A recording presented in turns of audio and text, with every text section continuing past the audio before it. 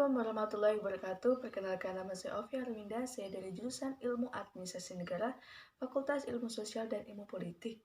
Saya di sini akan menjelaskan tentang pemakaian huruf dan penulisan kata. Tidak usah berlama-lama, mari kita simak apa itu pemakaian huruf dan penulisan kata. Yang pertama yaitu pemakaian huruf. Yang pertama yaitu yang akan kita bahas adalah tentang huruf abjad. Abjad yang dipakai dalam bahasa Indonesia terdiri atas 26 huruf. Yang kedua, huruf vokal. Huruf yang melambangkan vokal dalam bahasa Indonesia terdiri atas 5 huruf yaitu A, E, I, O, dan U. Yang ketiga, huruf konsonan. Huruf yang melambangkan konsonan dalam bahasa Indonesia terdiri atas 21 huruf yaitu B, C, D, F, G, H, J, K, L, M, N, P, Q, R, S, T, U, V, X, Y, dan Z. Yang keempat, huruf diftong. Di dalam bahasa Indonesia, terdapat 4 diftong yang dilambangkan dengan gabungan huruf vokal, yaitu AI, AU, EI, dan OI. Yang kelima, gabungan huruf konsonan. Gabungan huruf konsonan KH, NG, NY, dan SY masing-masing melambangkan satu bunyi konsonan. Yang keenam, huruf kapital. Dalam huruf kapital ada beberapa pengertian. Yang pertama, huruf kapital dipakai sebagai huruf pertama awal kalimat. Kedua, huruf kapital digunakan atau dipakai sebagai huruf pertama unsur nama orang, termasuk julukan.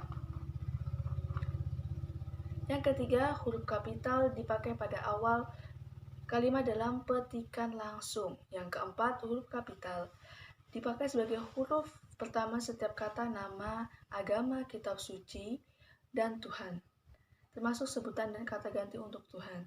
Yang kelima, huruf kapital dipakai sebagai huruf pertama unsur nama, gelar, kehormatan, keturunan, keagamaan, atau akademik yang diikuti nama orang, termasuk gelar akademik yang mengikuti nama orang.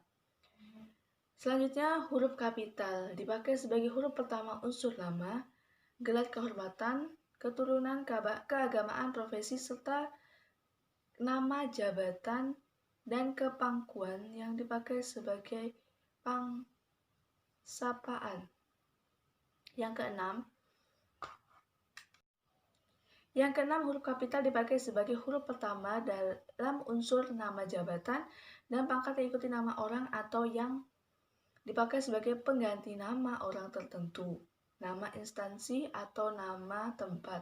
Ketujuh, huruf kapital dipakai sebagai huruf pertama nama bangsa, suku bangsa, dan bahasa.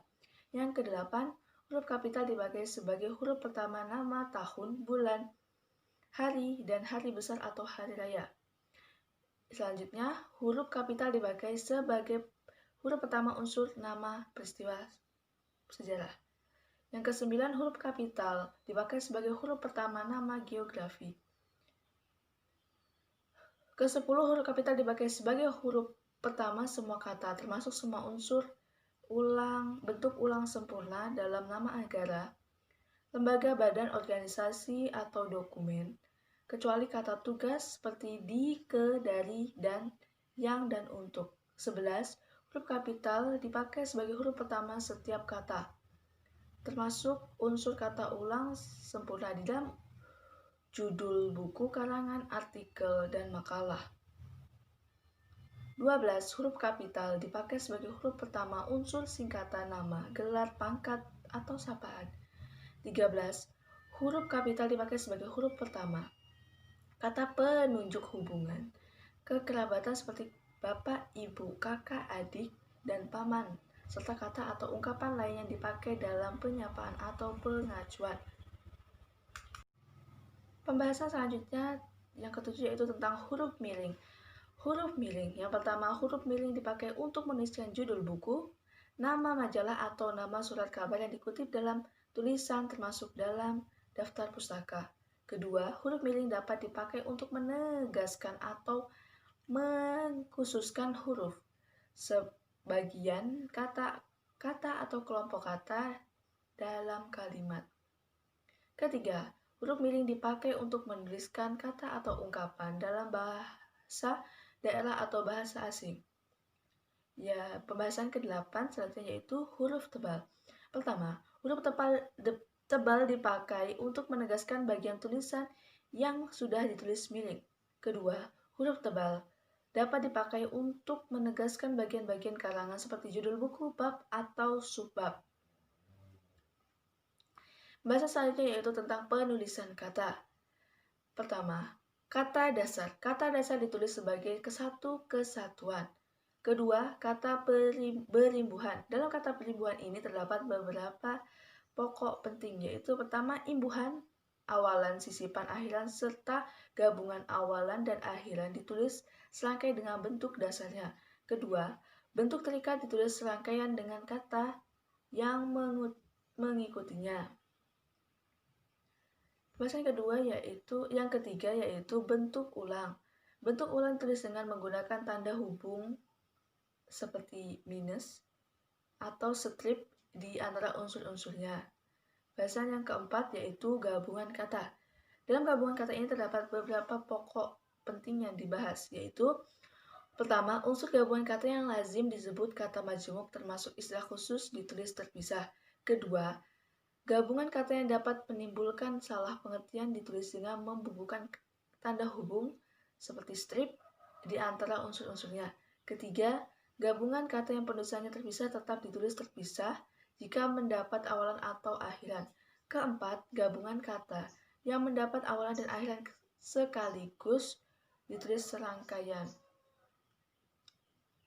Kelima, gabungan kata yang sudah padu ditulis serangkai. Pembahasan yang kelima yaitu pemenggalan kata. Pertama, pemenggalan kata pada kata dasar dilakukan sebagai berikut, yaitu jika di tengah kata terdapat huruf vokal yang berurutan, pemenggalannya dilakukan di antara kedua huruf vokal itu. Kedua, huruf diftong a, i, a, u, e, i, dan o, i dipenggal.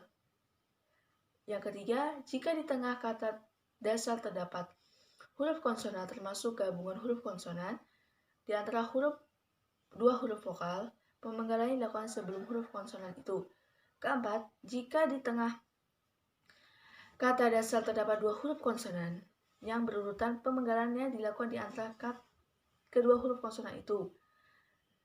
Kelima, jika di tengah kata dasar terdapat tiga huruf konsonan atau lebih yang masing-masing melambangkan satu bunyi, pemenggalannya dilakukan di antara huruf konsonan yang pertama dan huruf konsonan yang kedua.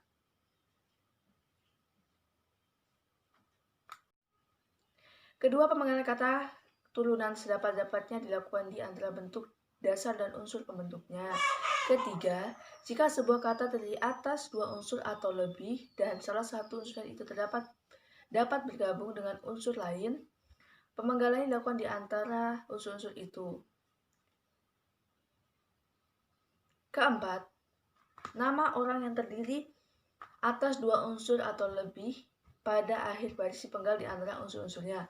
Kelima, singkatan nama, diri, dan gelar yang terdiri atas dua huruf atau lebih tidak dipenggal. Keenam, kata depan. Kata depan seperti di, ke, dan dari ditulis terpisah dari kata yang mengikutinya. Ketujuh, partikel. Dalam partikel, pertama, partikel lah, kah, dan tah ditulis serangkai dengan kata yang mendahulunya. Kedua, partikel pun ditulis terpisah dari kata yang mendahulunya.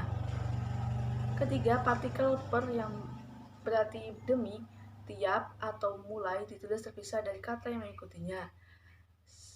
Pembahasan yang ketujuh yaitu singkatan atau akronim, yaitu singkatan nama orang, gelar, sapaan, jabatan, atau pangkat diikuti dengan tanda titik pada setiap unsur singkatan itu.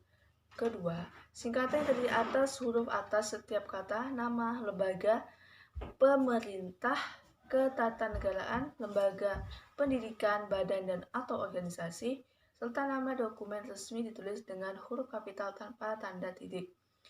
Singkatan yang terdiri atas huruf awal setiap kata yang bukan nama diri ditulis dengan huruf kapital tanpa titik. Ketiga, singkatan yang terdiri atas tiga huruf atau lebih diikuti dengan tanda titik. Keempat, singkatan terdiri atas dua huruf yang lazim dipakai dalam surat menyurat, masing-masing diikuti oleh tanda titik. Kelima, lembaga kimia, singkatan satuan ukur, takaran, timbangan, dan mata uang tidak diikuti tanda titik. Keenam, akronim nama diri yang terdiri atas huruf awal setiap kata, ditulis dengan huruf kapital tanpa tanda titik. Ketujuh, akronim nama diri yang berupa gabungan suku kata atau gabungan huruf dan suku kata dan deret kata ditulis dengan huruf awal kapital.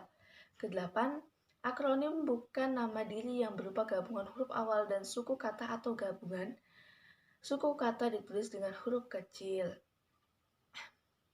Pembahasan selanjutnya itu tentang angka dan bilangan. Angka Arab atau angka Romawi lazim dipakai sebagai lambang bilangan atau nomor. 1. Bilangan dalam teks yang dapat dinyatakan dengan satu atau dua kata tulis dengan huruf, kecuali jika dipakai secara berurutan seperti dalam perincian. Kedua, bilangan pada awal kalimat tulis dengan huruf. Apabila bilangan pada awal kalimat tidak dapat dinyatakan dengan satu atau dua kata, susunan kalimatnya diubah.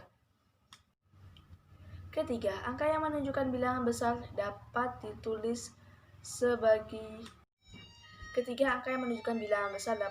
sebagian dengan huruf supaya lebih mudah dibaca. Keempat, angka dipakai untuk menyatakan ukuran panjang, berat, luas, isi, dan waktu, serta bilangan nilai uang. Kelima, angka dipakai untuk menomori alamat seperti jalan, rumah, apartemen, atau kamar. Keenam, angka dipakai untuk menomori bagian karangan atau ayat kitab suci. 7. Penulisan bilangan dengan huruf dilakukan sebagai berikut. Pertama, bilangan utuh. Kedua, bilangan pecahan. Kedelapan, penulisan bilangan tingkat dapat dilakukan dengan cara berikut. 9. Penulisan angka yang mendapat akhiran an dilakukan dengan cara berikut. Misalnya, 5 lembar uang seribuan. 10. Penulisan bilangan dengan angka dan huruf sekaligus dilakukan dalam peraturan perundangan, akta, dan kwitansi. 11. Penulisan bilangan dilambangkan dengan angka dan diikuti huruf dilakukan seperti berikut. Misalnya, saya lampirkan tanda terima uang sebesar 900.500. 12. Bilangan yang digunakan sebagai unsur nama geografi tulis dengan huruf. Bahasan selanjutnya yaitu kata ganti ku, kau, ku, mu, dan nya. Kata ganti ku dan ku, kau ditulis sebagai serangkai dengan kata yang mengikuti, sedangkan ku, mu, dan nya ditulis serangkai dengan kata yang mendahulunya. Bahasan selanjutnya yaitu kata sandang, si, dan sang. Kata si dan sang ditulis terpisah dari kata yang mengikutinya. Sekian dari saya ucapkan terima kasih. Wassalamualaikum warahmatullahi wabarakatuh.